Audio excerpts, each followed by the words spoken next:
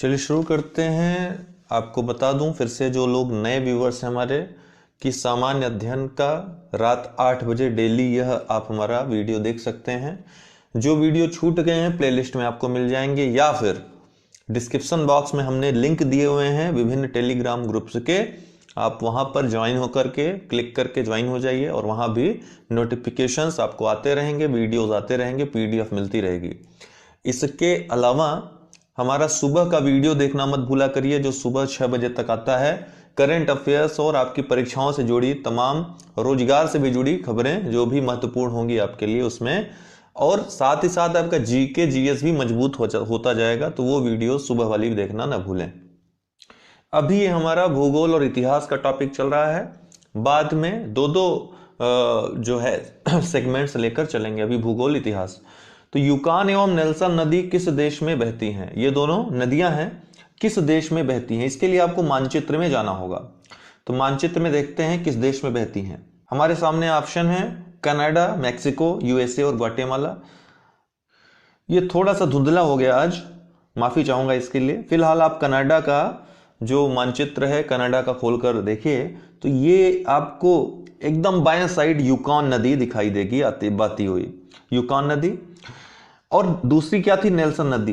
तो ये मध्य में नेल्सन नदी आपको मिल जाएगी बहती हुई। तो फिजिकल जो मानचित्र है वो देखिएगा फिजिकल मैप में, तो आपको नेल्सन नदी और यूकॉन नदी दोनों ही कनाडा के अंदर बहती हुई मिल जाएंगी। नीचे यूनाइटेड स्टेट है, और ये हडसन की खाड़ी है मध्य में। आपकी जानकारी के लिए बता दूं कि कनाडा की राजधानी ओटावा है। कनाडा उत्तर अमेरिकी देश है, जो कि अमेरिका के उत्तर में एक बड़ा देश है। क्षेत्रफल में विश्व का रूस के बाद दूसरे स्थान का देश है, दूसरे स्थान का क्षेत्रफल में सबसे बड़ा देश है। इसके इस समय वर्तमान में प्रधानमंत्री जो हैं जस्टिन ट्रूडो हैं। साथ ही यह बता दूं कि भारत के संविधान में जो अर्धसंघात्मक राज्य का प्रावधान है, अर्धसंघीय जो ढांचा है या संघीय ढांचे का जो भी प्रारूप है, वो कनाडा के संविधान से ही लिया गया है। अगला, तो इसका उत्तर होगा कनाडा ए। निम्नलिखित में से किस काल को रेंगने वाले जीवों का काल कहा जाता है? तो पृथ्वी के भूगर्भिक इतिहास को कई महाकल्पों में बांटा गया है। उन महाकल्पों को कई कल्पों में बांटा गया है। उन कल्पों को भी कई युगों में, और उन युगों को कई शकों में बांटा गया, उन शकों को भी कई इरा में बांटा गया। तो इस तरह से भूगर्भिक इतिहास का जो अध्ययन किया जाता है पृथ्वी के विभिन्न महाकल्पों में क्या क्या, किस प्रकार के जीव उत्पन्न हुए, किस प्रकार से पृथ्वी पे जीवन का विकास हुआ, इसका अध्ययन किया जाता है। तो इसमें जो दिया है, रेंगने वाले जीवों का काल किसे कहा जाता है, एक लंबा टॉपिक है। इसको हम कभी किसी वीडियो में, आपको ये वीडियोस जो हमारी 8 बजे आ रही हैं, सिर्फ क्वेश्चन आंसर की सीरीज नहीं रहेगी। इसमें विभिन्न जो महत्वपूर्ण टॉपिक्स हैं, जितने भी आपकी परीक्षा के, सब सम्मिलित होंगे। तो किसी दिन मैं स्पेशली भूगर्भिक इतिहास पर वीडियो बनाऊंगा, वहां से प्रश्न आता ही आता है, कोई भी आप परीक्षा दें तो। फिलहाल इसका जो उत्तर होगा ट्रियासिक काल होगा। ट्रियासिक काल में को जो है रेंगने वाले जीवों का काल कहा जाता है। इसमें बड़े बड़े रेंगने वाले जीवों का विकास होता है, और ट्रियासिक काल के अंत में ही डायनासोर के आगमन की सूचना मिल जाए, मतलब आगमन का आभास हो जाता है। हालांकि जो जुरैसिक काल है, इसको डायनासोर की उत्पत्ति का और विकास का काल कहा जाता है। जुरैसिक काल में, जुरैसिक एक मूवी भी इस पर बन चुकी है, आपको पता होगा, जुरैसिक वर्ल्ड करके, कई उसके भाग आ चुके हैं। उसको देखिएगा जरूर, आनंद आएगा, बढ़िया मूवी है। इसके अलावा जुरैसिक काल में जो आवृत बीजी पादप होते हैं, उनका उद्भव होता है, उनका विकास होता है। उड़ने वाले जो सरीसृप हैं, और जो प्रथम पक्षी है जो उड़ने वाला, आर्कियोप्टेरिस जिसको कहते हैं, उसकी उत्पत्ति भी इसी काल में होती है। इयोसीन क्या है दोस्तों? जो ट्रियासिक में आप देखते हैं रेंगने वाले जीवों की उत्पत्ति विकास होता है, इयोसीन काल में क्या होता है कि ये रेंगने वाले जीवों का विलुप्त होना प्रारंभ हो जाता है, ये विलुप्त होने लगते हैं। और प्राचीन बंदर और जो गिब्बन है, म्यांमार की तरफ जो बर्मा है वहां पे उत्पत्ति होती है इनकी। इसके अलावा हाथी, घोड़ा, सुअर आदि के पूर्वजों का भी आविर्भाव उद्भव इयोसीन काल में होता है। क्रिटेशियस काल जो है दोस्तों, ये पर्वत निर्माणी काल इसको कहते हैं। इसमें ढेर सारे बड़े बड़े पर्वतों का, जैसे राकी हुआ, एंडीज पर्वत हुआ, ठीक, इन सब का निर्माण होता है, इसलिए इसको पर्वत निर्माण का युग भी कहते हैं क्रिटेशियस काल को। फिलहाल जो इसका उत्तर है, रेंगने वाले जीवों का काल ट्रियासिक काल। ये महत्वपूर्ण हवाएं हैं जो स्थानीय पवनें चलती हैं, स्थानीय हवाएं चलती हैं स्थानीय कारकों से, जिसे स्थानीय ताप, दाब आदि के प्रभावों से जो स्थान विशेष में हवाएं उत्पत्ति होती है, हवाएं उत्पन्न होती हैं जो एक तरफ से दूसरे तरफ चलती हैं। जैसे जिधर ज्यादा दाब हो गया, अधिक दाब से कम दाब की ओर, अधिक ताप से न्यूनतम ताप की ओर।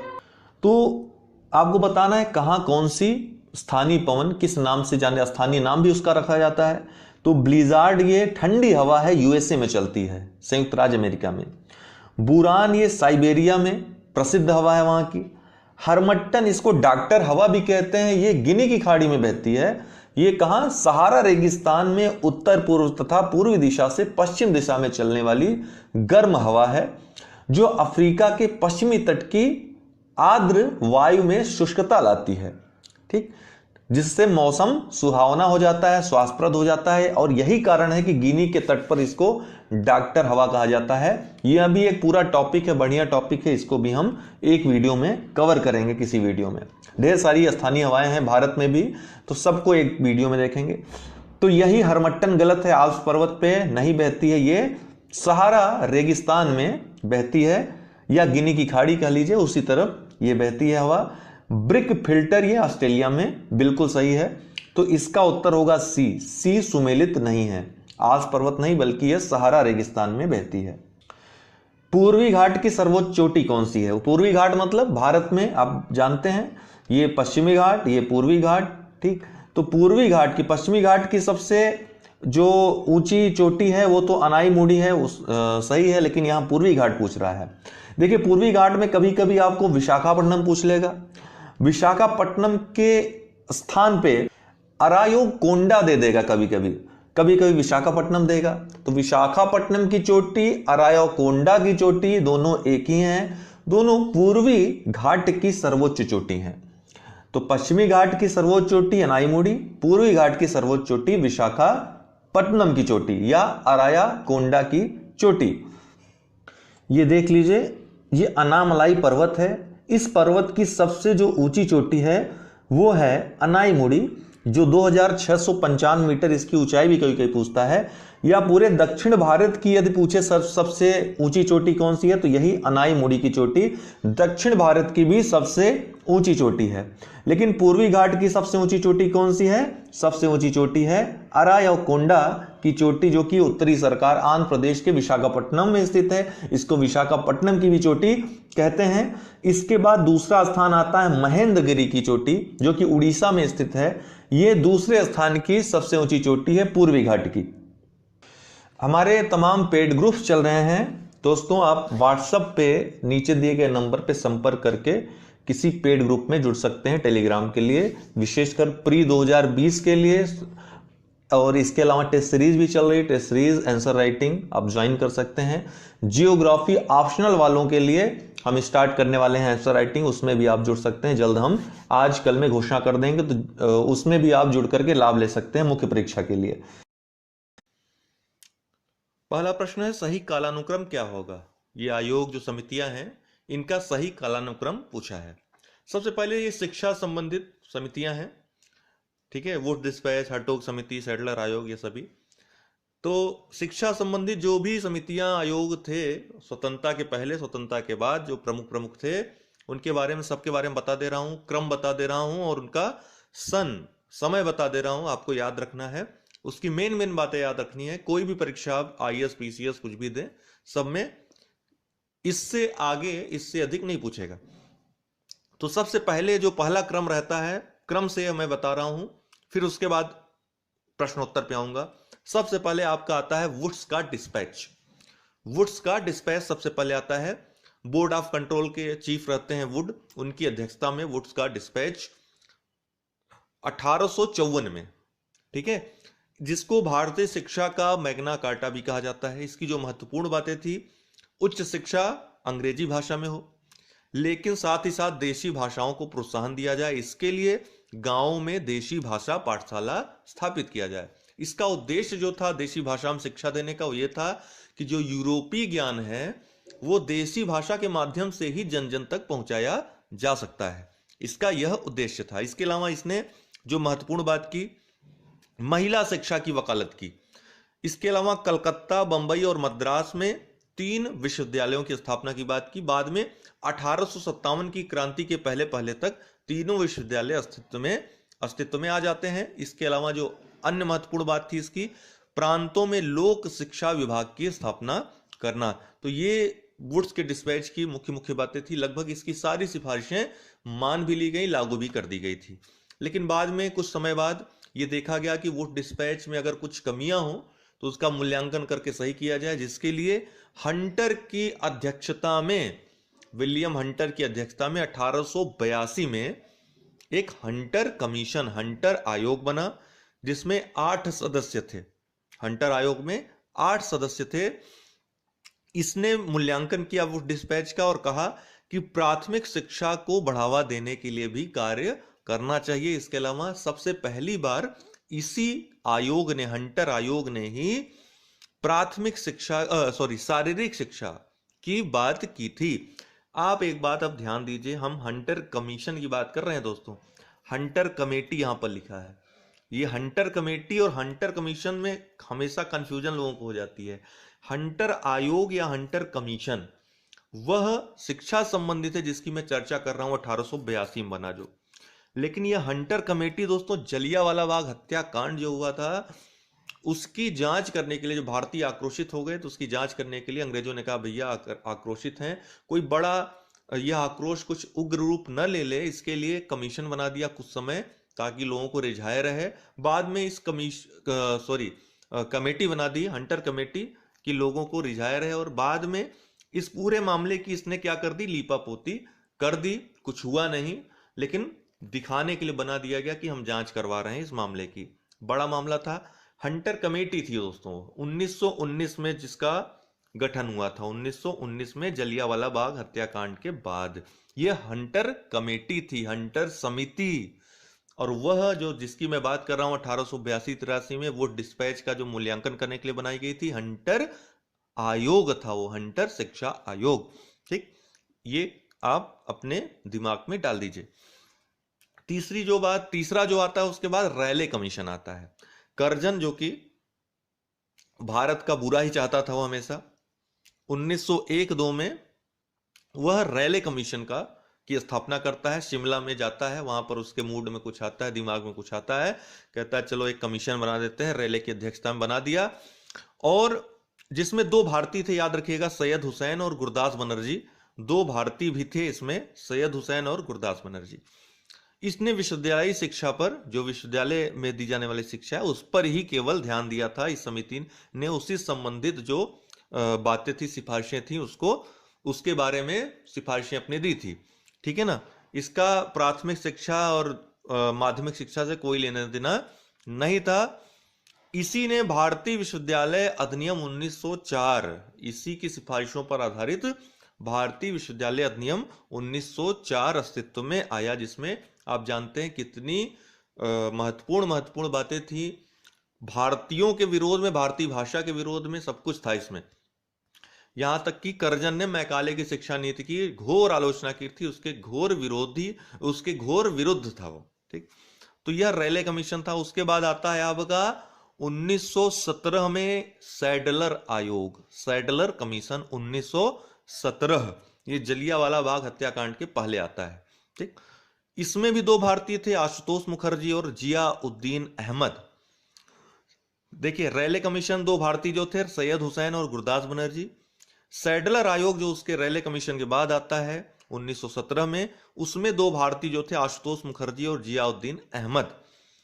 इसने भारतीय विश्वविद्यालय अधिनियम 1904 की कड़ी आलोचना की, याद रखिएगा। इसने भारतीय विश्वविद्यालय अधिनियम 1904 की जो रैले कमीशन के आधार पर आधारित था उसकी इसने कड़ी आलोचना की। इसने कहा कि सबसे पहले हाई स्कूल होना चाहिए, फिर इंटरमीडिएट होना चाहिए और फिर विश्वविद्यालय शिक्षा देनी चाहिए। स्कूली शिक्षा का समय इसने 12 वर्ष बताया। ये बातें आप सैडलर आयोग के बारे में याद रखिए। उसके बाद दोस्तों आता है आपका हर्टोग समिति। मैं शिक्षा से जुड़ी समितियों की बात कर रहा हूं। हर्टोग समिति आती है दोस्तों 1929 में। इसकी महत्वपूर्ण बात यही थी कि प्राथमिक, माध्यमिक और उच्च तीनों शिक्षाओं के लिए इसने अपनी सिफारिशें लागू की थी। ठीक, फिर आता है आपका महात्मा गांधी का वर्धा योजना। हरिजन जो पत्रिका इनकी निकलती थी महात्मा गांधी की, उसमें इन्होंने आधारभूत शिक्षा का एक पूरा पैराग्राफ दिया, उसमें वर्णन किया, जिसको नई तालीम भी कहा जाता है या बुनियादी शिक्षा या बुनियादी तालीम भी कहा जाता है। इसमें सबसे पहले महात्मा गांधी ने ही इसी में सार्वभौमिक अनिवार्य निःशुल्क शिक्षा की बात की कि 7 वर्ष से अधिक के जो बच्चे हैं उनको सार्वभौमिक अनिवार्य निःशुल्क शिक्षा दी जानी चाहिए। हालांकि याद रखिएगा गोपाल कृष्ण गोखले ने भी इस तरह की शिक्षा की बात की थी, जिसको कि जो रैले कमीशन था उसने मना कर दिया था उसको लागू करने से, कुल मिलाकर के। ठीक है ना। तो लेकिन वर्धा योजना में 1937 में महात्मा गांधी ने विस्तृत योजना एक बनाई और हरिजन नामक पत्रिका में उसको छापा। इसको जो 4 महत्वपूर्ण बातें हैं वो आपको याद रखनी है। सबसे पहली बात तो यही है सार्वभौमिक अनिवार्य निःशुल्क शिक्षा 7 वर्ष से अधिक के बालकों के लिए, बच्चों के लिए, सॉरी। इसके अलावा मातृभाषा में शिक्षा देना। महात्मा गांधी का कहना था कि मातृभाषा में जो आधारभूत शिक्षा का माध्यम होना चाहिए मातृभाषा में होना चाहिए। इसके अलावा महात्मा गांधी ने कहा कि उद्योग केंद्रित शिक्षा होनी चाहिए, अर्थात शिक्षा के साथ साथ उद्योग केंद्रित शिक्षा भी दी जानी चाहिए, जिससे लोग शिक्षा ग्रहण करने के बाद किसी काम में लग जाएं। इसके अलावा जो सबसे विवादित चीज थी इसमें स्वावलंबन की बात थी। यह स्वावलंबन किस प्रकार का था? इनका कहने का मतलब था कि जो शिक्षा देने में जो शिक्षक लगे हुए हैं उनका खर्चा निकालने की जो उन्होंने बात की थी कि बालक काम करेगा हथकरघा वगैरह उद्योग में, ठीक है, जो काम से पैसा आएगा उससे शिक्षकों की खर्च को निकालना चाहिए। इसकी घोर आलोचना हुई पूरे देश में। बुद्धिजीवी वर्ग ने आलोचना की इससे क्या होगा, बच्चों का शोषण बढ़ जाएगा, लोग बच्चों को काम ही करवाएंगे। फिर इसके बाद आपका जो महत्वपूर्ण आता है शिक्षा की सार्जेंट योजना आती है। शिक्षा की सार्जेंट योजना 1944 ईस्वी में आती है, स्वतंत्रता के जस्ट कुछ समय पहले। इसमें वर्धा योजना जो महात्मा गांधी की थी, देखिए वर्धा योजना लागू नहीं हो पाई क्योंकि द्वितीय विश्व युद्ध आ गया, ये सब खटाई में पड़ गया। बाद में सार्जेंट योजना आई 1944 ईस्वी में।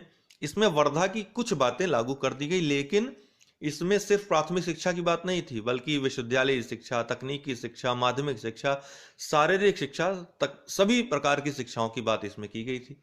यह महत्वपूर्ण है। फिर आपका स्वतंत्रता के बाद राधाकृष्णन की अध्यक्षता में, सर्वपल्ली राधाकृष्णन की अध्यक्षता में आयोग गठित हुआ 1948 में। इसने विश्वविद्यालय में जो शिक्षा दी जाती है उसके विषय में अपनी सिफारिशें प्रस्तुत की। इनके कहने का मतलब था कि विश्वविद्यालय शिक्षा के पूर्व 12 वर्ष की पढ़ाई हो जानी चाहिए, अर्थात हाई स्कूल, इंटर और प्राथमिक माध्यमिक मिलाकर 12 वर्ष की शिक्षा होनी चाहिए। इसके अलावा विश्वविद्यालय में जो शिक्षा हो वह 180 दिन की पढ़ाई कम से कम हो, जो 11-11 सप्ताह के 3 भागों में बांटा गया हो। यह बात की इन्होंने। इसके अलावा इन्होंने कहा कि आईएएस या जो प्रशासनिक सेवा है उसके लिए स्नातक अनिवार्य नहीं करना चाहिए। शिक्षा को समवर्ती सूची में डालने का सुझाव राधाकृष्णन आयोग ने दिया था। इन्हीं की सिफारिशों के आधार पर इनका कहना था कि विश्वविद्यालय की देख रेख करने के लिए यूजीसी एक विश्वविद्यालय अनुदान आयोग का गठन होना चाहिए। इन्हीं की सिफारिशों के आधार पर 1953 में यूजीसी का गठन हुआ। बाद में औपचारिक रूप से संसद से प्रस्ताव पारित कर 1956 में इसकी औपचारिक जो है स्थापना की गई यूजीसी की।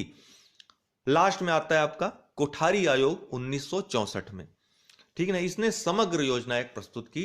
कोठारी आयोग ही कहा जाता है कि वास्तविक रूप से जो शिक्षा की योजनाएं हैं उनको धरातल पर ले आने के लिए अगर कोई योजना बनी तो कोठारी आयोग, इसमें सभी बातें सम्मिलित थी एक राष्ट्रीय योजना के रूप में, ठीक। तो इतना आप याद रखिए।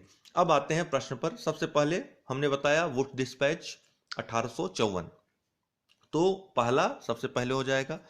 फिर आएगा आपका, देखिए हंटर कमेटी दोस्तों, यह वुड डिस्पैच के बाद हंटर आयोग बना था। हंटर कमेटी कब बनी थी? 1919 में। हर्टोग समिति कब बनी थी? हमने क्या बताया आपको? हर्टोग समिति 1929, और सैडलर आयोग बना 1917। तो जो क्रम होगा, पहला हो जाएगा वुड डिस्पैच, फिर सैडलर आयोग, फिर हंटर कमेटी क्योंकि 1919 में बनी थी, भले ये शिक्षा संबंधित नहीं थी, और तीसरा आप ये हर्टोग समिति दोस्तों, ये लास्ट में आ जाएगा 1929 में। तो जो आपका क्रम होगा वो 1 4 2 3, 1 4 2 और 3, ठीक है ना। तो ए इसका उत्तर हो जाएगा। इतना बातें आप नोट भी कर लीजिएगा क्योंकि बहुत महत्वपूर्ण है। कोई भी परीक्षा आप दे रहे हो तो पूछा ही पूछा जाएगा, इससे ज्यादा कुछ पूछा भी नहीं जाएगा। अगला प्रश्न है, दक्षिण भारत के इतिहास में उससे संगत एक विशेषता यह मिलती है कि बड़े साम्राज्यों की अपेक्षा छोटे क्षेत्रीय राज्य विकसित हुए। इसका कारण क्या था? तो दक्षिण भारत के इतिहास में उससे संगत एक विशेषता यह मिलती है कि बड़े साम्राज्यों की अपेक्षा छोटे क्षेत्रीय राज्य विकसित हुए। इसका कारण क्या था? लौह खनिजों का अभाव, इसमें कोई तर्क नहीं है। दूसरा, सामाजिक संरचना में अनेकानेक विभाजन, यह भी एक बहुत बड़ा कारण तो नहीं लगता है। तीसरा है विशाल उपजाऊ भूमि क्षेत्रों का विकास, भूमि क्षेत्रों का अभाव, यह एक महत्वपूर्ण कारण हो सकता है। क्यों? तो विशाल उपजाऊ भूमि क्षेत्र का अभाव होने के कारण जो विशाल जनसमूह होता है एक जगह पे कैसे इकट्ठा रह सकता है? नहीं रह सकता, जिसके कारण कि छोटे छोटे राज्यों का ही विकास संभव हो पाया। यही देखिए, कुछ प्रश्न आपको लॉजिक से भी हल हो जाते हैं।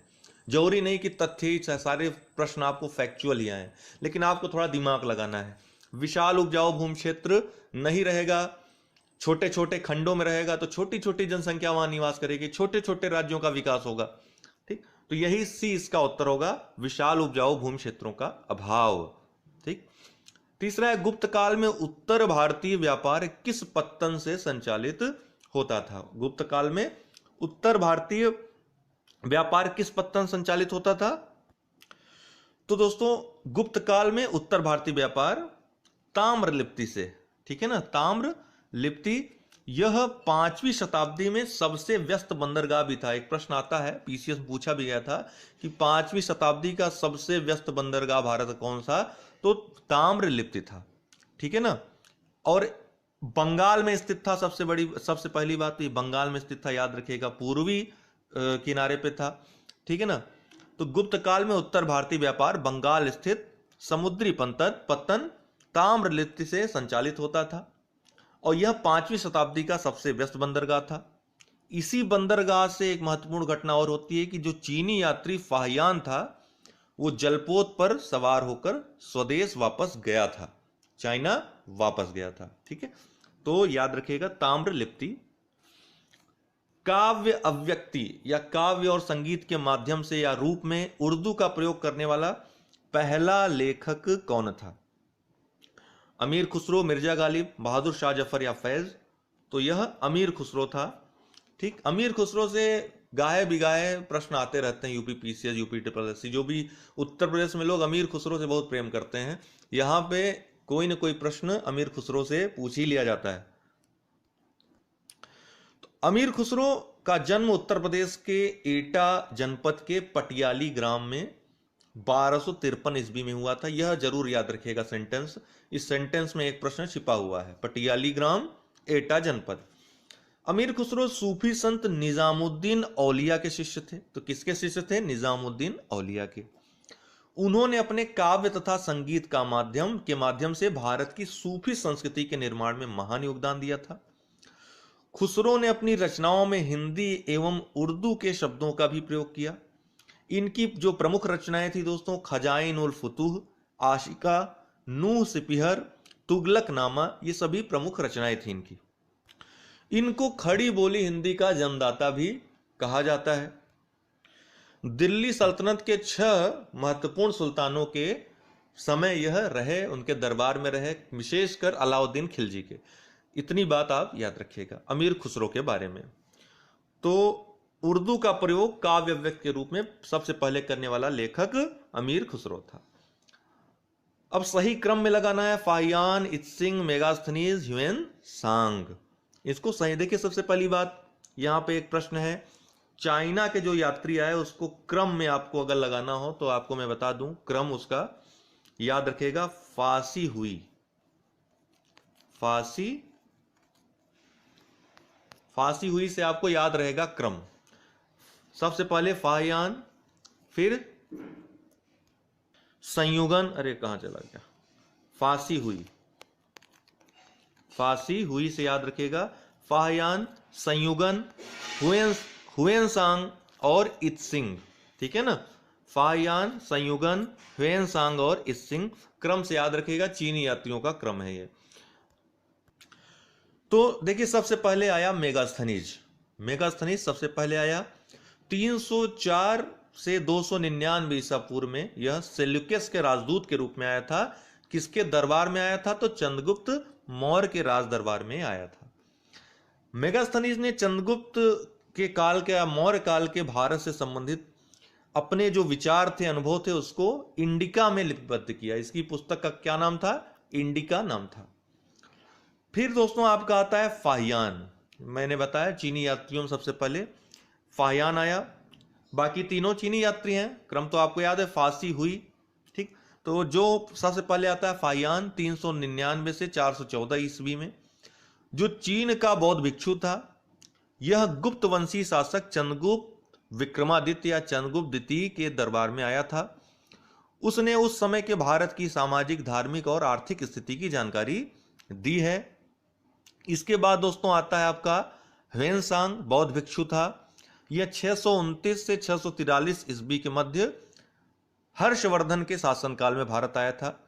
इसी की यात्रा का जो विवरण है सी युकी की संज्ञा से अव्यक्त किया जाता है। सी युकी में उसको संकलित किया गया है। फिर आपका बौद्ध भिक्षु चीन का जो था इत्सिंग आता है 671 से 695 ईस्वी में। बौद्ध धर्म एवं बौद्ध उपदेशों को ग्रहण करने के उद्देश्य से भारत आता है।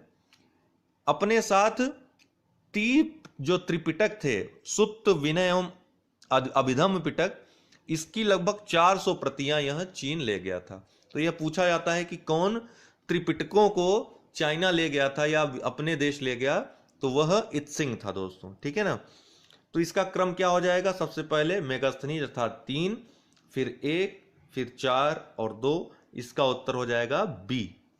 ठीक, आगे बढ़ते हैं। सही सुमेलित नहीं है, अर्थात ये सभी शासक हैं, उनके समय में कौन आया विदेशी यात्री, इसको आपको बताना है। तो कौन सही सुमेलित नहीं है? जहांगीर के काल में विलियम हॉकिंस आया था दोस्तों, एकदम सही है। 1608 ईस्वी में यह ईस्ट इंडिया कंपनी का कर्मचारी था विलियम हॉकिंस, वो आया था। सर टॉमस रो दोस्तों 1616 ईस्वी में आया था। यह भी जहांगीर के ही दरबार में आया था। इसने जहांगीर का जो मुगल दरबार था, जहांगीर की जो रुचियां थी, उसके बारे में विस्तार से चर्चा भी की थी। ट्रेवेनियर जो है ये फ्रांसीसी यात्री था दोस्तों। यह शाहजहां के दरबार में आया था। शहंशाह शाहजहां के दरबार में आया था। पेशे से जौहरी था, याद रखिएगा। इसका पेशा भी एक बार पूछ लिया है यूपीपीसीएस वालों ने। यह पेशे से जौहरी था। ठीक, क्या? Trevor near. इसके बाद मनुकी दोस्तों, यह औरंगजेब के काल में आता है। मनुकी यह इटली का निवासी था, इटली से आया था मनुकी। ठीक, ट्रेवर नियर फ्रांस से। बाकी William Hawkins, sir Thomas Roe, ये दोनों इंग्लैंड ब्रिटेन के थे। Trevor near France, Manucci Italy. अगला प्रश्न है, अफगानिस्तान के प्रति एक अग्रनीति या जोश भरी अग्रनीति या फिर फॉरवर्ड नीति का अनुसरण करने वाला गवर्नर जनरल कौन था? तो इस नीति का उद्देश्य इसका था कि अफगानिस्तान को छिन्न भिन्न करना है। ठीक है ना, और बाद में हो भी गया, जिसकी परिणति के रूप में अफगानिस्तान का जो द्वितीय युद्ध था, द्वितीय अफगान युद्ध, यह आया था, जिसमें 1879 में गंडमक की संधि होती है। तो 1879 के समय 1878-79 में कौन था? गवर्नर जनरल लिटन था। लिटन ने बहुत ही उल्टी सीधी नीतियां, जैसे यहाँ भारत में भी वर्नाकुलर प्रेस एक्ट लागू किया, तो बहुत ही जो सबसे दुष्ट अंग्रेजी गवर्नर जनरलों में से एक गवर्नर जनरल का नाम लेंगे तो लिटन उसमें से एक था, ठीक है ना। तो लॉर्ड लिटन, डी इसका उत्तर है। फिर इन घटनाओं का सही कालानुक्रम क्या होगा, यह भी यूपीपीसीएस का क्वेश्चन है। ये आता ही आता है, प्रत्येक वर्ष का आप पेपर उठा के देख लो, एक प्रश्न आएगा ही आएगा विद्रोहों से। नेक्स्ट किसी वीडियो में हम इन्हीं विद्रोहों के बारे में चर्चा करेंगे, सब कुछ आपको बता देंगे। यहां पर आपको सन याद रखना है मेनली। तो देखिए नील विद्रोह दोस्तों होता है आपका 1860 में।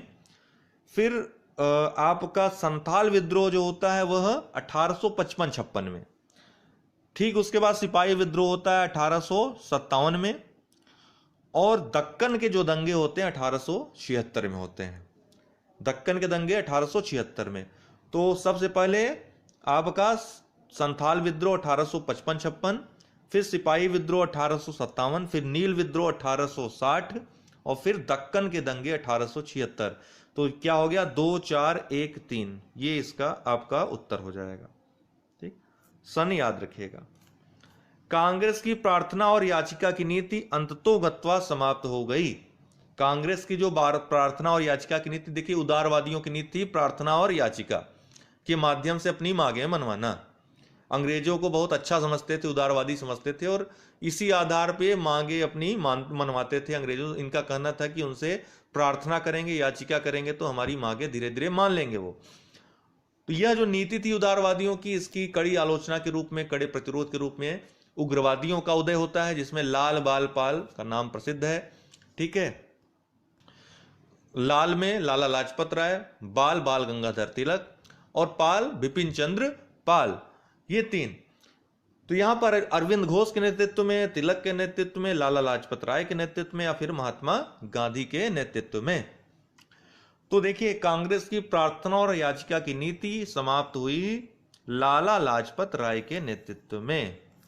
लाला लाजपत राय ने कांग्रेस की अध्यक्षता की थी। कब की थी? 1920 में 36वां अधिवेशन था। तो यहां पर कांग्रेस का गर्मपंथी दल, जिसके प्रमुख थे लाला लाजपत राय, बाल गंगाधर तिलक, बिपिन चंद्र पाल, इन्होंने आप जानते हैं कांग्रेस की प्रार्थना और याचिका का घोर विरोध किया था। 1920 ईस्वी के कांग्रेस के 36वें अधिवेशन की अध्यक्षता करते हुए लाला लाजपत राय ने इस नीति को समाप्त कर दिया। यह एक विशेष अधिवेशन था, कलकत्ता में हुआ था। असहयोग का प्रस्ताव भी वहां पर पास हुआ था। तो 1920 के कलकत्ता अधिवेशन में जो विशेष अधिवेशन था उसमें इस नीति को समाप्त कर दिया गया। हालांकि यह विशेष अधिवेशन था इसलिए 36वां मत गिनेगा इसको, मैंने गलती से बोल दिया, 36वां नहीं था, विशेष अधिवेशन था। देखिए कांग्रेस का प्रतिवर्ष एक सामान्य जो सम्मेलन होता तो होता ही था, लेकिन कभी कभी विशेष मुद्दों पर विशेष अधिवेशन बुलाया जाता था। तो उसी प्रकार का एक विशेष अधिवेशन 1920 में हुआ था कांग्रेस का कलकत्ता में, जिसकी अध्यक्षता लाला लाजपत राय ने की थी, जिसमें प्रार्थना और याचिका की नीति जो थी कांग्रेस की, जो उदारवादियों की नीति, उसको अस्वीकार या समाप्त कर दिया गया। इतना याद रखिए। आज के लिए इतना ही दोस्तों। प्लेलिस्ट में सारे वीडियोस मौजूद हैं। शाम को एक और वीडियो आएगा। बहुत बहुत धन्यवाद।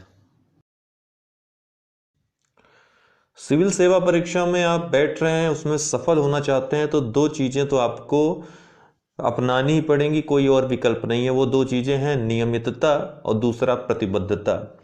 जो चीज आप सोच लीजिए कि मुझे ये करना है, वो आपको 24 घंटे के दायरे में रहकर करना ही करना होगा। दूसरी बात, नियमित रूप से करना होगा तो ही आप सफल हो सकते हैं। बाकी सफलता बेईमानी है। अगर सफलता के बारे में फिर भी सोचते हैं तो वो बेईमानी है। फिलहाल हम डेली 8 बजे रात में यह कोर्स लेकर आ रहे हैं आपके लिए, सामान्य अध्ययन के लिए।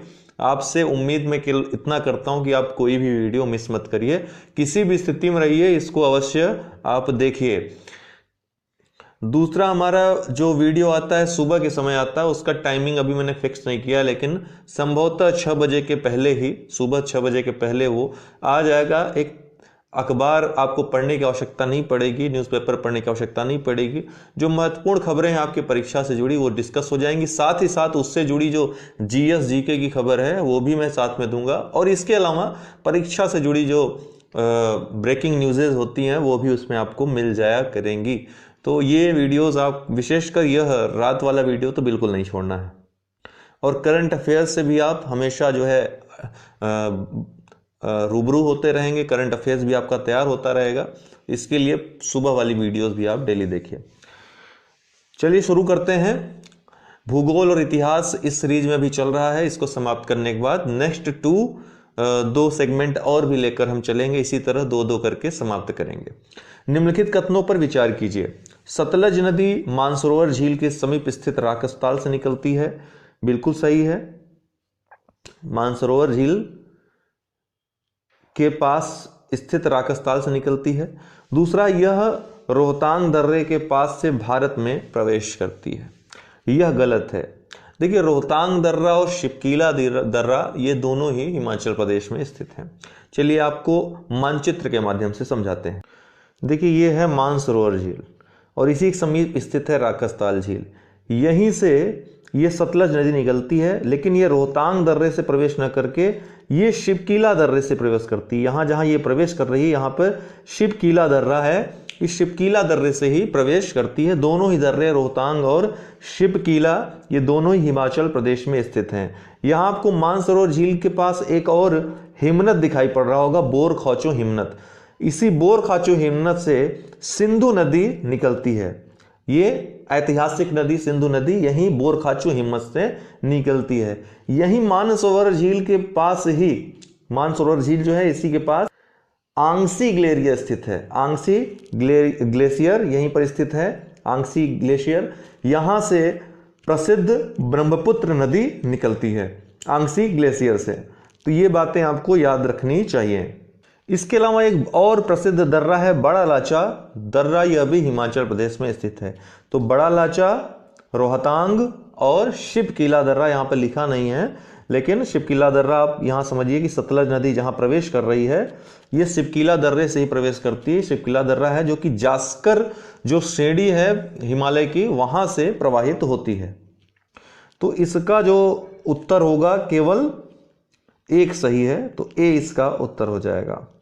दूसरा, वायुमंडल में पाई जाने वाली गैसों की प्रतिशतता के आधार पर सही अवरोही क्रम क्या है? आपको लगेगा बहुत सरल प्रश्न है, लेकिन 2 के बाद आप नाइट्रोजन, ऑक्सीजन तो हमेशा पढ़ते हैं, लेकिन तीसरे में काफ़ी लोग कंफ्यूज हो जाएंगे जिन्होंने बहुत गहराई से नहीं पढ़ा होगा। तो आपको पता है नाइट्रोजन कितना पाया जाता है? 78% सबसे ज़्यादा है नाइट्रोजन की मात्रा। फिर ऑक्सीजन कितना है? लगभग 21%। ठीक है। इसके बाद तीसरे स्थान पे जो आता है, जो गैस आती है, वो है आर्गन गैस आपकी। ये आर्गन गैस तीसरे स्थान पे आती है, कितना? 0.93%। और चौथे स्थान पे कार्बन डाइऑक्साइड गैस आती है, जो कि अभी 0.03% इसकी सांद्रता है। इतना परसेंट यह पाई जाती है, चौथे स्थान पे है। 5वें स्थान पे हाइड्रोजन गैस आती है। इन गैसों में दोस्तों carbon dioxide green house gas है, इसीलिए इसका जो लगातार बढ़ना है वो जलवायु परिवर्तन का कारक है। ग्लोबल वार्मिंग जो हो रही है उसका महत्वपूर्ण कारण CO2 है, कार्बन डाइऑक्साइड की सांद्रता में लगातार वृद्धि होना है, जिसको कि रोकने के लिए, इसकी सांद्रता को रोकने के लिए तमाम प्रयास वैश्विक स्तर पर किए जा रहे हैं। तो इसका सही उत्तर कौन सा होगा? बी इसका हो जाएगा, नाइट्रोजन, ऑक्सीजन, आर्गन, फिर कार्बन डाइऑक्साइड। निम्नलिखित कथनों पर विचार कीजिए। जो हम आपको PDF देंगे तो नीचे लिखा हुआ ये हम आंसर लिख देते हैं, ठीक है, आपको आसानी होगी उससे। निम्नलिखित कथनों पर विचार कीजिए। नदी तंत्र द्वारा, अरे आपको बता दूं मैं कि हमारा कोर्स चल रहा है UPPCS prelims, UPPCS mains, answer writing mains की, GS के चारों पेपर की हिंदी निबंध साथ में रहेगा। RO 2016 का बैच चल रहा है, अभी दूसरा बैच भी स्टार्ट हो गया। आप लोग कभी भी एडमिशन ले सकते हैं, हमेशा आपके लिए सारी चीज़ें स्टार्ट से मिलेंगी। CSET की क्लासेस चल रही हैं, जिनको CSET में बहुत दिक्कत है। और इसके अलावा भी यदि GS जनरल स्टडी, सामान्य अध्ययन की आप अलग से किसी भी परीक्षा के लिए तैयारी करना चाहते हैं तो भी हमसे जुड़ सकते हैं, संपर्क कर सकते हैं। नीचे WhatsApp नंबर दिया हुआ है, ठीक है। निम्नलिखित कथनों पर विचार कीजिए। नदी तंत्र द्वारा जिस क्षेत्र में जल प्रवाहित होता है उसे नदी द्रोणी कहते हैं। दूसरा है विश्व की सबसे बड़ी अपवाह द्रोणी अमेजन नदी की है। तो दोनों ही सही है, ठीक है, इसका दोनों ही सही है। नदी तंत्र द्वारा जिस क्षेत्र में जल प्रवाहित होता है उसे नदी द्रोणी कहते हैं। तो वह समस्त जल ग्रहण क्षेत्र या भूक्षेत्र जहां का जल किसी नदी तथा उसकी सहायक नदियों से होकर प्रवाहित होता है उसे नदी द्रोणी कहते हैं। इसको इस भाषा में आप समझ सकते हैं। विश्व की 5 सबसे बड़ी जो अपवाह द्रोणी हैं उसको आप क्रम से याद रखिएगा। पहला है अमेजन। अमेजन के पास सबसे बड़ी, इसको विश्व की सबसे बड़ी नदी भी इसीलिए कहते हैं क्योंकि इसका अपवाह तंत्र जो द्रोणी है, अपवाह द्रोणी अपवाह तंत्र है, ये विश्व में सबसे बड़ा है। अमेजन के बाद दूसरा स्थान आता है कांगो नदी का। दूसरा स्थान कांगो नदी बेसिन का आता है। इसका भी जो द्रोणी है, जो अपवाह द्रोणी है, वो सबसे बड़ी है अमेजन के बाद। तीसरे स्थान पे आपकी नील नदी आती है। ये नील नदी जो अफ्रीका की नदी है, ये विश्व की सबसे लंबी नदी है दोस्तों, बड़ी नहीं है। सबसे बड़ी नदी पूछेगा तो अमेजन नदी अपवाह द्रोणी के मामले में सबसे बड़ी, इसलिए इसको सबसे बड़ी या विशाल नदी कहते हैं। लंबाई में अगर देखा जाए तो नील नदी सबसे लंबी दूरी तय करती है। तो नील नदी विश्व की सबसे लंबी नदी है। लेकिन अपवाह के मामले में देखा जाए, अपवाह क्षेत्र के मामले में, विशालता के मामले में देखा जाए तो नील नदी का स्थान तीसरे स्थान पे आता है। चौथे स्थान पे रियो दी ला प्लाटा आता है दक्षिण अमेरिका का, और फिर 5वें स्थान पे मिसिसिपी, ठीक है, जो कि उत्तरी अमेरिका की नदी है। ये 5 जो है आप याद रख सकते हैं। तो इसका उत्तर होगा दोनों ही सही है, ठीक है ना। सूची फर्स्ट को सूची सेकंड के साथ सुमेलित कीजिए तथा नीचे दिए गए कूट का प्रयोग करके सही उत्तर चुनिए। तो बुशमैन पूर्वी अफ्रीका, बिल्कुल नहीं। बुशमैन जो है ये कालाहारी में पाए जाते हैं, कालाहारी मरुस्थल पाए जाते हैं। बद्दू ये अरब की जनजाति है। पिग्मी ये कांगो बेसिन का है, ये सही लगा हुआ है। मसाई जो है पूर्वी अफ्रीका में पाई जाती है। जनजातियां दी हैं, कहां पाई जाती हैं उनका स्थान है। तो बुशमैन कहां पे? कालाहारी मरुस्थल में। बद्दू कहां पे? अरब में। पिग्मी ये कांगो बेसिन में, और मसाई पूर्वी अफ्रीका की जनजातियां हैं। इसके अलावा जो बार बार पूछता है जनजातियों के बारे में वो भी याद रखिए। खिरगिज जो पिछली बार पूछा था पीसीएस के एग्जाम में, वो मध्य एशिया में पाई जाती हैं खिरगिज जनजातियां। सकाई जनजातियां मलाया प्रायद्वीप पे पाई जाती हैं। बोरो जो है वो पश्चिमी अमेजन बेसिन में पाया जाता है दक्षिण अमेरिका में। और जुलू ये दक्षिण अफ्रीका की जनजाति है। जुलू ये कई बार पूछे जा चुके हैं इसलिए हमने बता दिया। इसको आप नोट भी करते जाइए, साथ साथ आप नोट्स बनाते जाइए। कुछ अन्यत्र आपको पढ़ने की जरूरत ही नहीं पड़ेगी, जो जो मैं बताता जाऊं बस नोट करते जाइए आप। तो इसका जो उत्तर हो जाएगा 2 4 3 1, बी इसका उत्तर हो जाएगा 2 4 3 1।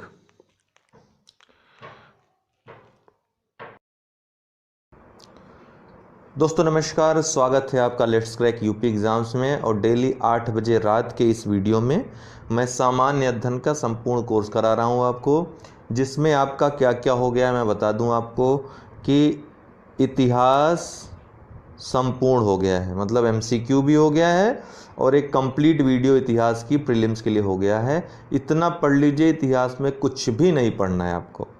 और ये सभी प्लेलिस्ट में मौजूद हैं, ये सब प्लेलिस्ट में मौजूद हैं। जाकर आप इतिहास भूगोल की डेली 8 PM वाले में वीडियोस देख सकते हैं, ठीक है, मेरी वीडियोस। और कंप्लीट सामान्य अध्ययन वाले में इतिहास की कंप्लीट वीडियोस देख सकते हैं। नहीं मिल रहा है तो हमारे ग्रुप में जो लोग हैं ग्रुप में देख लें, ठीक।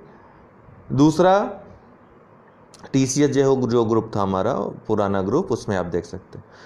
ये कंप्लीट हो गया है। भूगोल में दोस्तों MCQ तो हो ही गया, इतिहास के साथ जो हमने करवाया था साथ साथ करवाया था। भूगोल में विश्व का भूगोल कंप्लीट मैंने कॉन्सेप्ट और फैक्ट जितने भी थे 3 साढ़े 3 घंटे का वीडियो है, उसको आप देख लीजिए। भारत का भूगोल संपूर्ण वीडियो तो नहीं आया, लेकिन MCQ कंप्लीट है।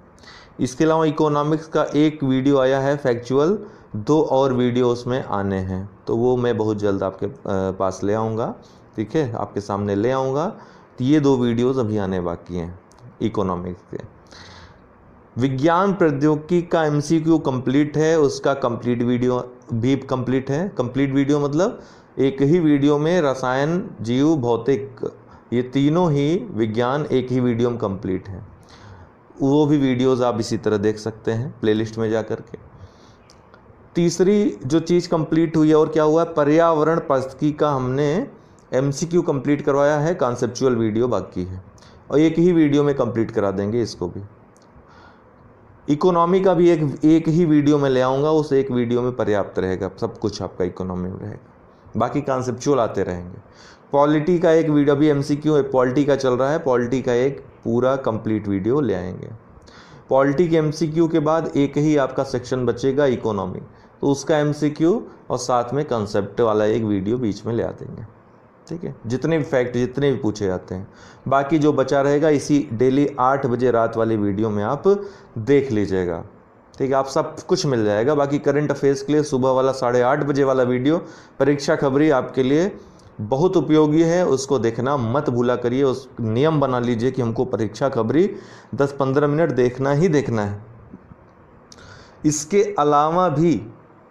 अलावा यदि आप चाहते हैं कि आपको और व्यापक रूप से और क्रमबद्ध व्यवस्थित तरीके से तैयारी करनी है, तो मैंने आपको बताया कि आप मेरा नंबर 9453775039 इस पर व्हाट्सअप करके हमसे अन्य जानकारी कोर्सों की ले सकते हैं।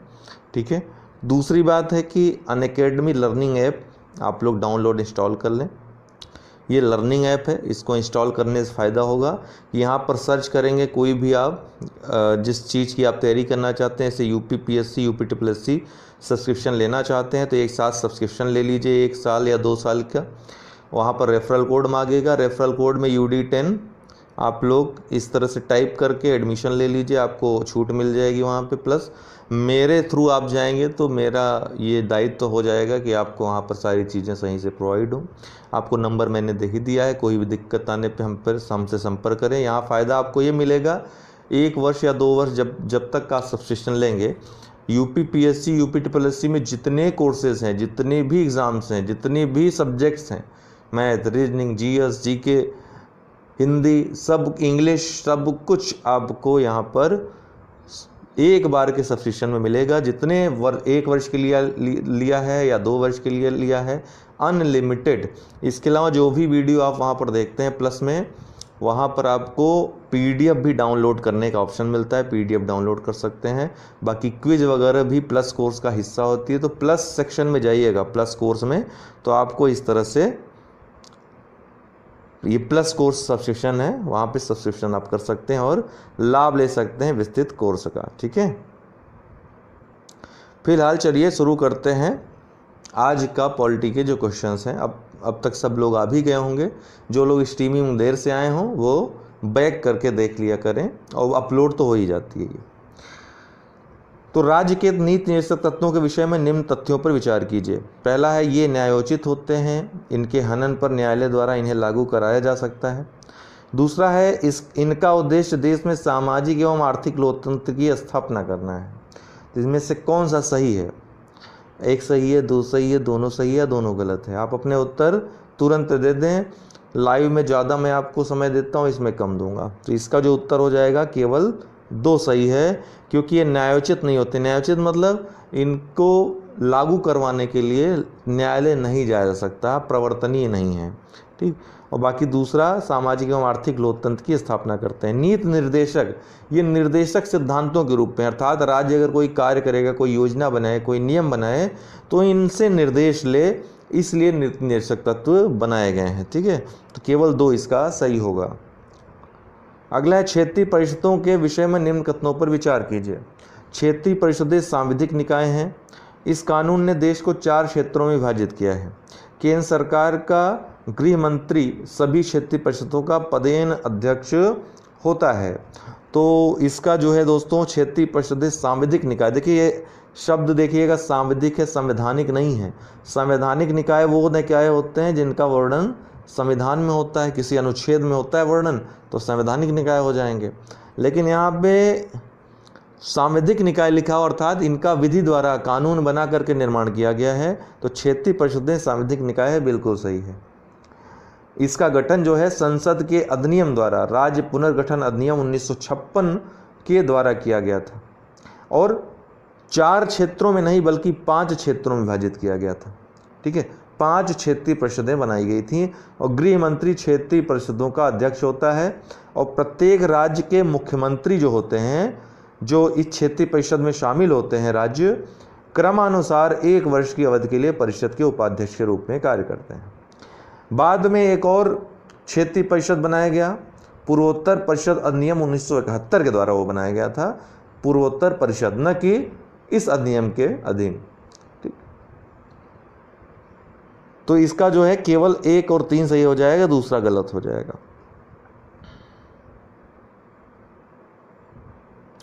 निम्न में से किन विषयों पर संवैधानिक संशोधन के लिए विशेष बहुमत और कम से कम आधे राज्य के विधानमंडल द्वारा संपुष्टि आवश्यक है? आपको पता है कि संविधान हमारा जो है जटिल और सरलता का मिश्रण है, अर्थात सरल साधारण कानून या साधारण संशोधन की प्रक्रिया के द्वारा भी कानून बनाए जाते हैं, संशोधन किए जाते हैं संविधान में, और जटिल प्रक्रिया का भी प्रावधान है। कुछ प्रावधानों को बदलने के लिए जटिल प्रक्रिया अपनाई जाती है, संविधान संशोधन की विशेष प्रक्रिया अपनाई जाती है। उस विशेष प्रक्रिया में भी 2 प्रकार की मुख्य प्रक्रियाएं हैं। पहली प्रक्रिया है कि 2/3 बहुमत संसद के दोनों सदनों का, और एक जो उससे भी मुश्किल प्रक्रिया है कि 2/3 बहुमत के साथ साथ कम से कम आधे राज्यों के विधानमंडलों द्वारा संपुष्टि। तो इसका अर्थ ये होता है कि ये ऐसे कानूनों के निर्माण में होता है या ऐसे संशोधनों में होता है इसका उपयोग जहां पर राज्य जो होते हैं प्रभावित होते हैं। जिन कानूनों से राज्य प्रभावित होंगे उन कानूनों या उन संशोधनों से संबंधित जो है राज्य, मतलब उन संशोधनों से संबंधित राज्य जितने भी हैं या पूरे राज्य, उनके विधानमंडल द्वारा संपुष्टि करना आवश्यक होता है। तो इसका जो कौन कौन से हैं? संविधान के संघीय प्रावधान, संविधान के संघीय प्रावधान बिल्कुल सही है। संघ मतलब क्या होता है? जो राज्य, संघ जहां पर प्रयोग हो मतलब राज्य और केंद्र के मध्य जो शक्तियों का बंटवारा होता है आपस में दोनों भाइयों में कि तुम ये लो तुम ये लो, तो इससे संबंधित जो भी संघीय व्यवस्था पर, संघीय ढांचे को प्रभावित करने वाले संशोधन होंगे उसमें इस तरह की संशोधन की प्रक्रिया की आवश्यकता होगी। तो संविधान के संघीय प्रावधान बिल्कुल सही है। दूसरा है सर्वोच्च न्यायालय के क्षेत्राधिकार, सर्वोच्च न्यायालय के क्षेत्राधिकार या अधिकार। तो ये भी राज्यों पर भी, क्योंकि न्यायालय जो है एकीकृत है, वो राज्यों पर भी प्रभाव डालेगा, केंद्र पर भी प्रभाव डालेगा। तो सर्वोच्च न्यायालय के अधिकार संबंधी जो प्रावधान है उनमें संशोधन होगा। तो ये इस तरह का जो संशोधन की प्रक्रिया है अपनाई जाएगी। तीसरा है संविधान संशोधन की प्रक्रिया में अगर संशोधन करना हो, ये भी सही है। संविधान संशोधन की प्रक्रिया में अगर संशोधन करना हो तो भी कम से कम आधे राज्यों के विधानमंडल द्वारा संपुष्टि करना आवश्यक होगा। चौथा है नए राज्यों का निर्माण अथवा राज्यों की सीमाओं नामों में परिवर्तन। ये तो बिल्कुल गलत है, क्योंकि हमने आपको बताया है कि अनुच्छेद 3 के तहत ये चीज़ है, नए राज्यों का निर्माण और राज्यों की सीमाओं में नामों में परिवर्तन संसद को अधिकार प्राप्त है करने का। संसद साधारण संविधान संशोधन की प्रक्रिया के द्वारा, साधारण बहुमत के द्वारा इसका निदान करती है, ये संशोधन कर सकती है, निर्माण कर सकती है, राज्यों की सीमाओं नामों में परिवर्तन कर सकती है। तो ये उत्तर चुनना आपके लिए आसान हो जाता ऑप्शन से ही, क्योंकि चौथा गलत हो जाता तो 1 2 3 ही सही होते। तो इसका जो है ए इसका उत्तर है। ठीक है, ए इसका उत्तर है। आप चाहें तो कहीं नोट कर लीजिए कि राष्ट्रपति का निर्वाचन, राष्ट्रपति के निर्वाचन की रीति, संघ की कार्यपालिका शक्ति का विस्तार, राज्यों की कार्यपालिका शक्ति का विस्तार, संघ की न्यायपालिका, राज्यों के उच्च न्यायालय, संघ एवं राज्यों के मध्य विधायी संबंध, संसद में राज्यों का प्रतिनिधित्व, 7वीं अनुसूची, संविधान संशोधन की प्रक्रिया, इन सभी में जब संशोधन करना होगा तो संवैधानिक संशोधन की ये प्रक्रिया अपनाई जाती है, अर्थात विशेष बहुमत और कम से कम आधे राज्यों के विधानमंडलों द्वारा संपुष्टि आवश्यक होगी। एक बार फिर बोलूँगा, चाहे तो नोट कर लें। राष्ट्रपति का निर्वाचन, राष्ट्रपति के निर्वाचन की रीति अर्थात अनुच्छेद 54 और अनुच्छेद 55। संघ की कार्यपालिका शक्ति का विस्तार अर्थात अनुच्छेद 73। राज्यों की कार्यपालिका शक्ति का विस्तार अर्थात अनुच्छेद 162। संघ की न्यायपालिका अर्थात भाग 5, ठीक है, भाग 5 में संघ की न्यायपालिका का प्रावधान है अध्याय 4 में। राज्यों के उच्च न्यायालय अर्थात भाग 6 अध्याय 5। संघ व राज्यों के मध्य विधायी संबंध भाग 11 अध्याय 1। संसद में राज्यों का प्रतिनिधित्व चौथी अनुसूची और सातवीं अनुसूची, चौथी अनुसूची, इसके अलावा सातवीं अनुसूची में परिवर्तन करना होगा अर्थात त्रिसूची प्रणाली में अगर परिवर्तन करना है तो भी इस संशोधन की आवश्यकता होगी। और अंतिम है संविधान संशोधन की प्रक्रिया अर्थात अनुच्छेद 368 में अगर संशोधन करना हो तो ये प्रक्रिया अपनाई जाएगी। महत्वपूर्ण है, इसको आप एक जगह नोट करके रखें। निम्नलिखित कथनों पर विचार कीजिए। कथन है, देखिए यूपीएससी ने कथन कारण का चक्कर छोड़ दिया है लेकिन यूपीपीसीएस नहीं छोड़ रहा है। कथन कारण के सवाल ज़्यादातर आयोग देखेंगे आप, वो अपनी ही चलाता है, आप कितना ही विवेक लगा लीजिए। कुछ प्रश्न तो एकदम सही, एकदम साफ साफ होते हैं, उसमें तो आयोग भी नतमस्तक रहेगा, मानेगा इस चीज़ को। लेकिन कुछ ऐसे प्रश्न होते हैं जहाँ पे ये निर्धारित नहीं किया जा सकता है कि कथन कारण सही है और कारण एक की मतलब कथन की सही व्याख्या करता है अथवा नहीं करता है, लेकिन आयोग के ऊपर है माने न माने, जैसा कि आपने 2019 में देखा, मनमानी एकदम से। तो इस तरह के प्रश्नों का पूछना बंद कर देना चाहिए या फिर स्पष्ट होना चाहिए। जहाँ पर अंतर निर्धारित चीज़ें आ जाती हैं वहाँ पर चीज़ें गलत होनी शुरू। इसलिए आपसे मेरा यह कहना रहेगा कि यदि स्पष्ट न हो तो ऐसे प्रश्नों को सॉल्व न करें, अगर ज़रूरत, बहुत ज़्यादा ज़रूरत न हो तो। राज्यसभा में धन विधेयक प्रस्तुत नहीं किया जा सकता। राज्यसभा में धन विधेयक प्रस्तुत नहीं किया सकता, सही है भाई। राज्यसभा 3 हफ्तों तक धन विधेयक को अपने पास रोक सकती है। अब यह देखिए, यहाँ पर क्या दिया है, एक सही दिया है, एक गलत दिया है, इसमें आपको विचार नहीं करना है। अर्थात ए सही है, आर गलत है। तो जब ऐसा आ जाए तो फिर ए और बी जो अर्थात स्पष्टीकरण कोई मतलब ही नहीं रह जाएगा। तो ऐसे प्रश्नों को आपको तुरंत हल कर देना है। तो राज्यसभा 3 हफ्तों तक नहीं, फिर तो केवल 14 दिन तक रख सकती है, 3 हफ्ते नहीं, 2 हफ्ते। तो इसका जो है ए सही हो जाएगा, आर गलत हो जाएगा, सी इसका उत्तर हो जाएगा। राष्ट्रपति पर महाभियोग संसद के किसी भी सदन में प्रारंभ किए जा सकते हैं।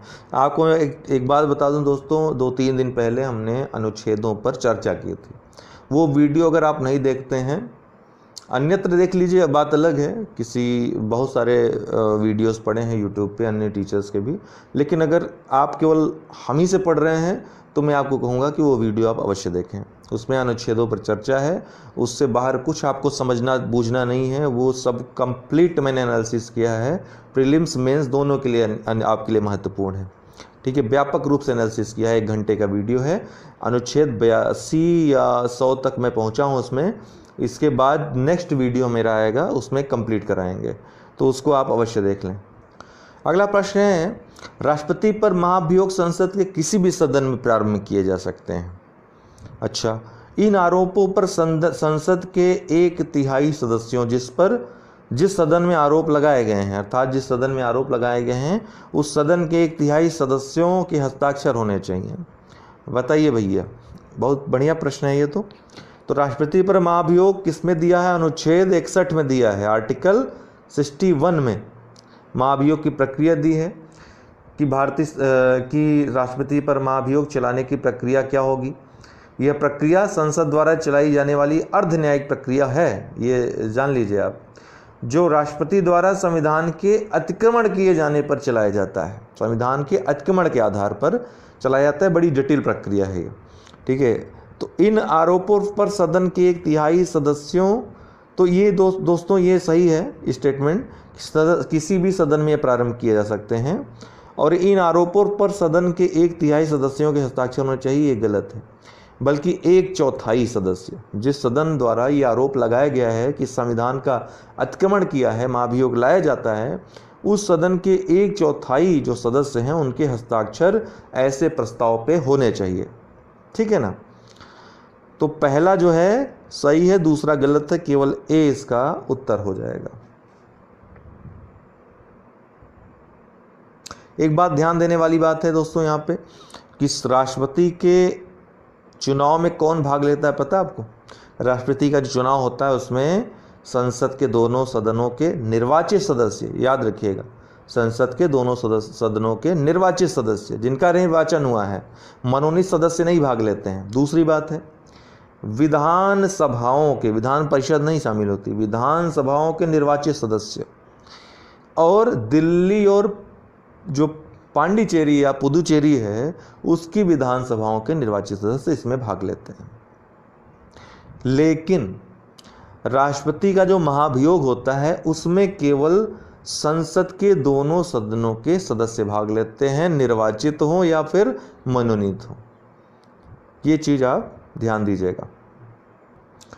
भारतीय संविधान ने निम्नलिखित पदों का कौन सा अनुक्रम सही है? अनुक्रम ये वरीयता क्रम दिया हुआ है कि कौन सा सही, बताइए।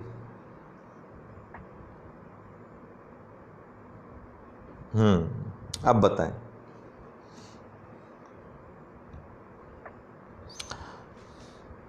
तो इसका जो उत्तर होगा बी होगा। राज्यों के राज्यपाल सबसे पहले आएंगे, फिर भारत के मुख्य न्यायाधीश, फिर राज्यों के मुख्यमंत्री और फिर मुख्य चुनाव आयुक्त। आपको मैं पूरा वरीयता क्रम बता देता हूँ। सबसे पहले राष्ट्रपति आते हैं, राष्ट्रपति के बाद उपराष्ट्रपति, फिर प्रधानमंत्री, फिर राज्यों के राज्यपाल अपने राज्य में, फिर पूर्व राष्ट्रपति या उप प्रधानमंत्री, पूर्व राष्ट्रपति या फिर वर्तमान में जो उप प्रधानमंत्री हैं, ये दोनों का समान अनुक्रम होता है। उसके बाद भारत के मुख्य न्यायाधीश आते हैं और भारत के मुख्य न्यायाधीश के अलावा इसी अनुक्रम में ही लोकसभा अध्यक्ष भी आते हैं। फिर केंद्र के कैबिनेट मंत्री, उनके ही समकक्ष राज्यों के मुख्यमंत्री, उनके ही समकक्ष लोकसभा व राज्यसभा के विपक्षी नेता और उनके ही समकक्ष पूर्व प्रधानमंत्री। इसके बाद भारत रत्न से सम्मानित व्यक्ति आएंगे, फिर राजदूत, उच्चतम न्यायालय के न्यायाधीश उसके बाद आएंगे और उन्हीं के समकक्ष संघ लोक सेवा आयोग के अध्यक्ष, मुख्य निर्वाचन आयुक्त और भारत का नियंत्रक एवं महालेखा परीक्षक, ये सेम अनुक्रम में आते हैं। उच्चतम न्यायालय के न्यायाधीश, संघ लोक सेवा आयोग के अध्यक्ष, मुख्य निर्वाचन आयुक्त, भारत का नियंत्रक महालेखा परीक्षक। फिलहाल इस प्रश्न में राज्यों के राज्यपाल सबसे पहले, फिर भारत का मुख्य न्यायाधीश, फिर राज्यों के मुख्यमंत्री, फिर मुख्य चुनाव आयुक्त। बी इसका उत्तर होगा। भारतीय संघवाद को सहकारी संघवाद किसने कहा है? सहकारी संघवाद किसने कहा है? ऑस्टिन ने कहा है। सहकारी संघवाद क्या होता है? सहकारी मतलब सहयोगवादी और संघवाद मतलब अर्थात संघवाद जहां राज्यों और केंद्रों में शक्तियों का बंटवारा हो। तो भारत में सहकारी संघवाद अर्थात राज्य ऐसा कार्य करता है कि केंद्र की अर्थात संघ अर्थात मजबूत हो, केंद्र हमारा मजबूत हो। राज्य ऐसे कार्य करते हैं कि देश मजबूत हो, केंद्र मजबूत हो, केंद्र की मजबूती के लिए कार्य करते हैं। तो यहाँ सहकारी संघवाद पाया जाता है, ऐसा कहना है किसका? ऑस्टिन का। तो ए इसका उत्तर होगा। अगला ये अनुच्छेद, सूची फर्स्ट है, सूची सेकंड है, इसको मिलान करना है आपको। 1 2 3 4 में आपको तुरंत उत्तर दे देना है पॉज करके वीडियो को। फिलहाल अब मैं आपको बता रहा हूँ अनुच्छेद 51 जो है ये भारत की विदेश नीति, ठीक है, भारत की जो विदेश नीति है अनुच्छेद 51 में इसका वर्णन है। अंतर्राष्ट्रीय शांति और सुरक्षा, और किसमें है? भाग 4 में, नीति निश्चित तत्वों में। अनुच्छेद 44 ये भी नीति निश्चित तत्व है, नागरिकों के लिए समान सिविल संहिता, ठीक है, कॉमन सिविल कोड की बात करता है। अनुच्छेद 110 क्या है? धन विधेयक की परिभाषा देता है, सही है। अनुच्छेद 127 क्या है? तदर्थ न्यायाधीशों की नियुक्ति करता है। तो 1 2 3 4 ही इसका क्रम हो जाएगा। 1 2 3 4 ए इसका उत्तर हो जाएगा। केंद्रीय सतर्कता आयोग के बारे में कौन सा कथन सत्य है? इसकी स्थापना 1964 में हुई। यह एक संवैधानिक निकाय है, इसके कार्य परामर्शी हैं। तो इसका क्या उत्तर होगा? इसके तीनों ही सही होंगे। इसकी स्थापना 1964 में हुई थी, संथानम समिति की सिफारिश पर हुई थी। और सांविधिक निकाय है, अर्थात इसके लिए कानून 2003 में संसद द्वारा कानून पारित करके इसको सांविधिक निकाय बना दिया गया। ठीक, तो सांविधिक निकाय है, संवैधानिक नहीं है, ध्यान रखिएगा। इसके कार्य परामर्शी हैं, ये भी सही है, परामर्शी कार्य हैं। केंद्रीय सतर्कता आयोग केंद्र सरकार के अंतर्गत सभी सतर्कतागत जो गतिविधियां हैं उसकी निगरानी करता है, और केंद्रीय सरकारी जो कर्मचारी हैं और जो प्राधिकरण संगठन में कार्य करता है उनसे संबंधित जो है योजना बनाना, निष्पादन करना, सतर्कता संबंधी योजना बनाना, निष्पादन करना, समीक्षा और सुधार करने हेतु सलाह भी देता है, निगरानी भी रखता है, और सतर्कता या निगरानी संबंधी योजना बनाना, निष्पादन करना, समीक्षा सुधार करने हेतु सलाह भी देता है। तो परामर्शदात्री जो है निकाय है, इसको दांडिक अधिकार नहीं मिले हुए, तो 1, 2, 3 इसका सही उत्तर है।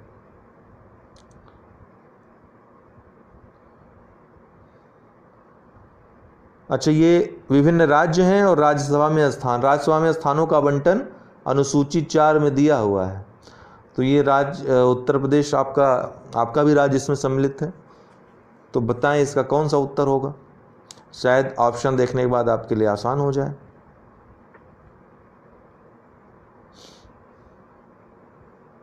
बताएं। देखिए, उत्तर प्रदेश में 31 सीटें हैं राज्यसभा में, उत्तर प्रदेश की 31 सीटें हैं, बिहार की 16 सीटें हैं, मध्य प्रदेश की 11 सीटें हैं और राजस्थान की 10 सीटें हैं। आप राज्यसभा में जितनी भी सीटें हैं किस राज्य की, ये अवश्य पढ़ लें, रट लें कैसे भी करके, क्योंकि ये क्वेश्चन आता ही यूपीपीसीएस का पेट क्वेश्चन है ये। तो इसका जो उत्तर हो जाएगा सी हो जाएगा, 2, 3, 4, 1। भारत की संचित निधि में से कोई धन किसके द्वारा निकाला जा सकता है? बताइए। अब अनुच्छेद 114 में ये प्रक्रिया दी हुई है कि संचित निधि से कोई भी धन विनियोग विधेयक के द्वारा ही निकाला जाएगा, और ये विनियोग विधेयक की प्रक्रिया जो होती है धन विधेयक के समान होती है, और जिसकी परिभाषा अनुच्छेद 110 में दी हुई है। इसके लिए विशेष प्रक्रिया अपनाई जाती है। लोकसभा अध्यक्ष इस पर मुहर लगाता है कि हाँ ये धन विधेयक है।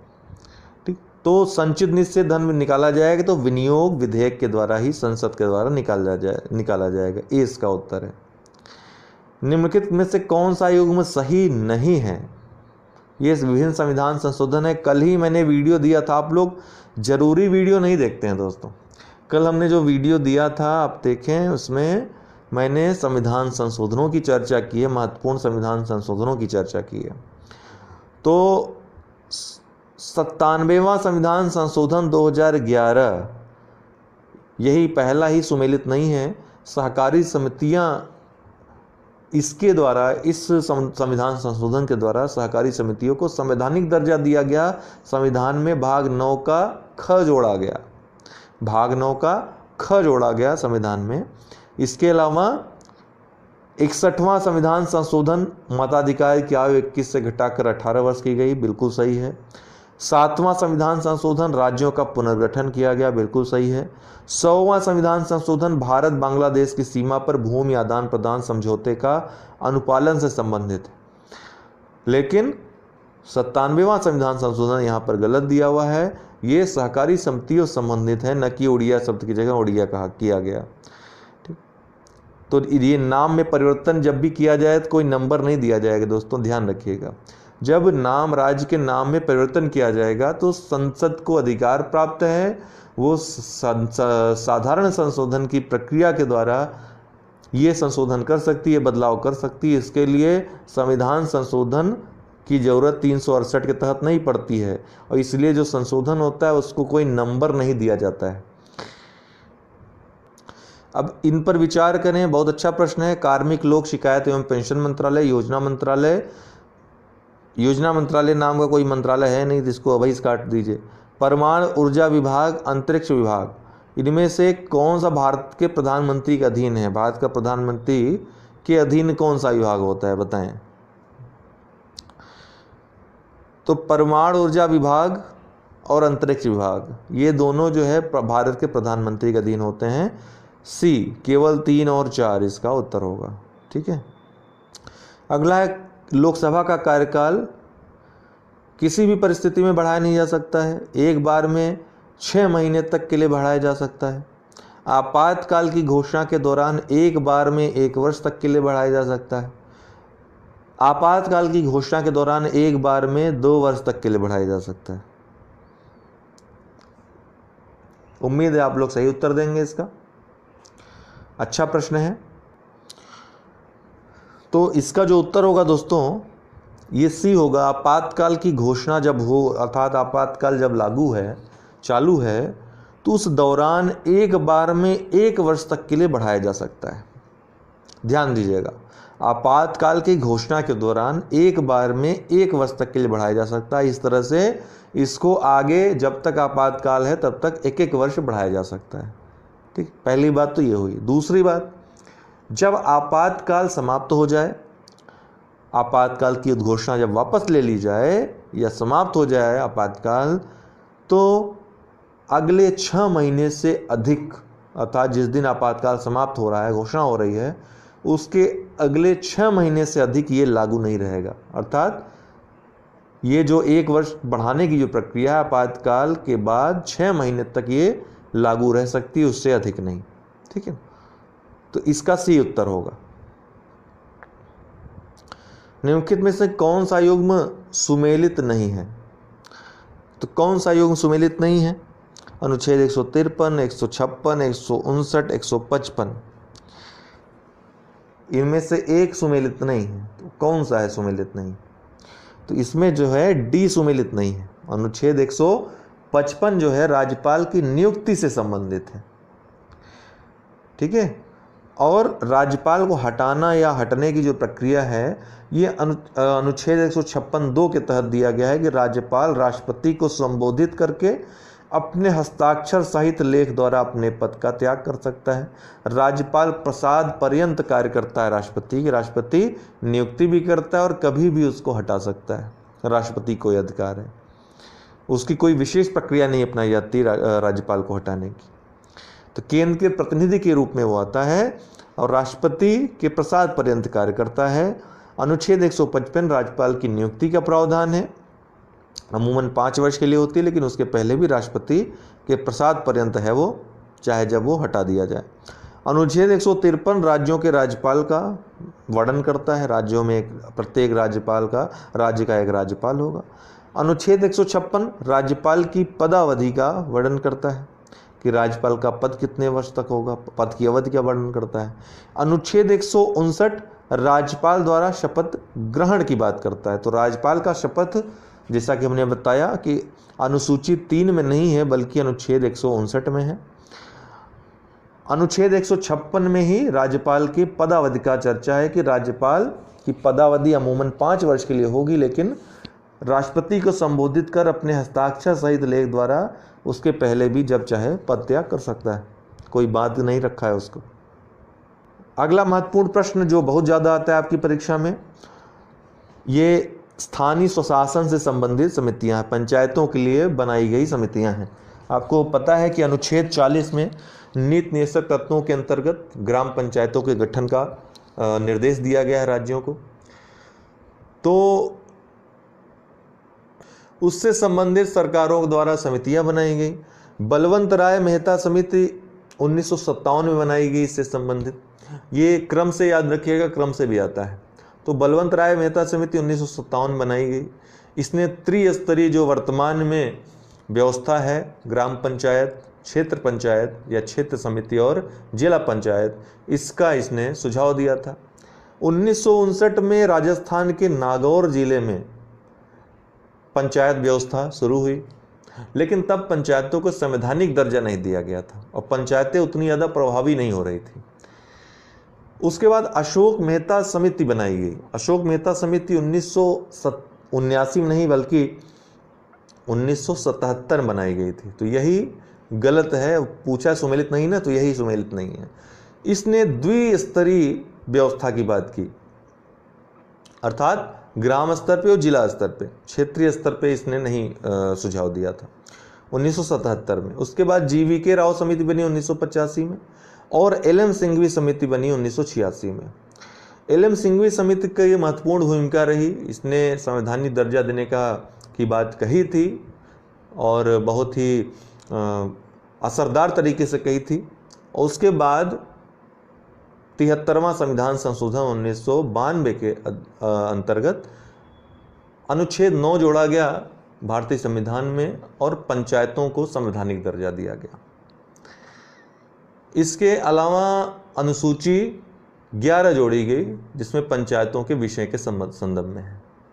तो ये जो क्रम होगा इस क्रमवार याद रखिएगा। 1957 में बलवंत राव मेहता, अशोक मेहता 1977, जीवीके राव 77 कर लीजिए, जीवीके राव 1985 और एलएम सिंघवी 1986। तो उम्मीद है दोस्तों आपको वीडियो पसंद आया होगा। वीडियो पसंद आया तो लाइक करें, शेयर करें और कोई भी वीडियो मिस मत करिए। बहुत छोटे छोटे वीडियो लाता हूँ, टू द पॉइंट लाता हूँ, आपकी परीक्षा के लिए जो महत्वपूर्ण है वही लाते हैं। तो ये आप अवश्य देखें। बहुत बहुत धन्यवाद।